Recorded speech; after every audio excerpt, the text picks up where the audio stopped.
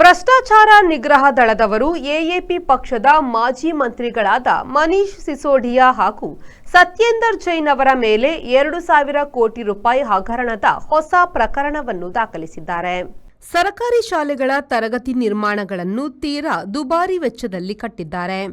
ಇದು 2,000 ಕೋಟಿ ರೂಪಾಯಿಗಳ ಹಗರಣ ಎಂದು ಭ್ರಷ್ಟಾಚಾರ ನಿಗ್ರಹ ದಳದ ದಿಲ್ಲಿ ಶಾಖೆಯವರು ಆರೋಪ ಮಾಡಿದ್ದಾರೆ.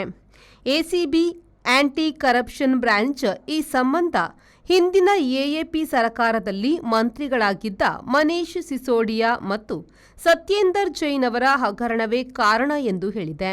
ಸಿಸೋಡಿಯಾ ಅವರು ಶಿಕ್ಷಣ ಮಂತ್ರಿ ಹಾಗೂ ಸತ್ಯೇಂದರ್ ಜೈನ್ ಅವರು ಲೋಕೋಪಯೋಗಿ ಇಲಾಖೆ ಮಂತ್ರಿಗಳಾಗಿದ್ದಾಗ ಈ ಹಗರಣ ಮಾಡಿದ್ದಾರೆ ಎಂದು ಬಿಜೆಪಿ ಬೆಂಬಲಿಗರು 2019ರಲ್ಲಿ ದೂರು ನೀಡಿದ್ರು.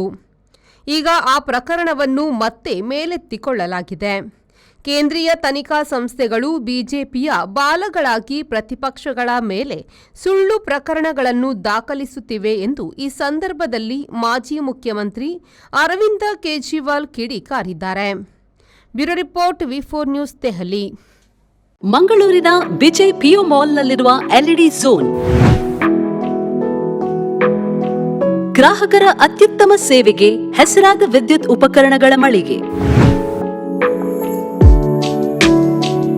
ಹೆಸರಾಂತ ಬ್ರ್ಯಾಂಡ್ಗಳಾದ ಫಿಲಿಪ್ಸ್, ಮ್ಯಾಸ್ಕಾನ್, ಲಾಫೆಟ್, ಎಲ್ಇಡಿ ಲ್ಯೂಮ್ ಇನ್ನೂ ಅನೇಕ ಕಂಪನಿಗಳ ಉತ್ತಮ ಗುಣಮಟ್ಟದ ಉತ್ಪನ್ನಗಳು ನಮ್ಮಲ್ಲಿ ಆಕರ್ಷಕ ಕಡಿಮೆ ದರದಲ್ಲಿ ದೊರೆಯುತ್ತವೆ.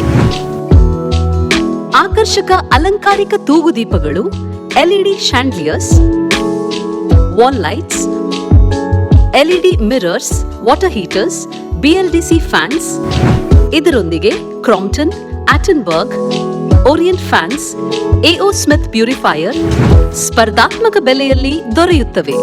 ನುರಿತ ತಜ್ಞರಿಂದ ಸರ್ವಿಸ್ ಕೂಡ ಲಭ್ಯವಿರುತ್ತದೆ. ಹೆಚ್ಚಿನ ಮಾಹಿತಿಗಾಗಿ ನಮ್ಮ ಶೋರೂಮ್ ಎಲ್ಇಡಿ ಝೋನ್ ಅನ್ನು ಸಂಪರ್ಕಿಸಿ.